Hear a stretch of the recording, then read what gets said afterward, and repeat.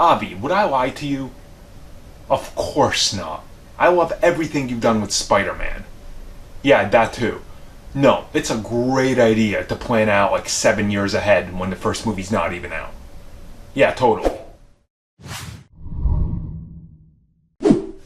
So look, Venom, it's coming. Venom's coming. Nothing we can do about that. It's not changing. It exists. It's coming.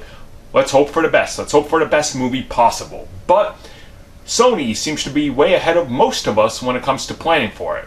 How ahead exactly are they? Well, we heard the director. He has an idea for a trilogy.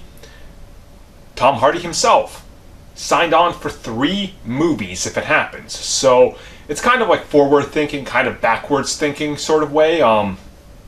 Naturally, he can appear maybe in 2 Venom movies and a crossover, maybe 3 Venom movies, but then what do you do if it's a big success like that, right? And I think that's the big factor here, and that's the big question with the big question mark, right? Sony certainly wants this to be like a Spider-Man killer franchise, and maybe it will be.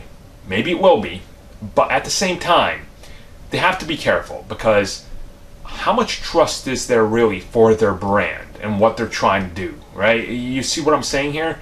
They've been so...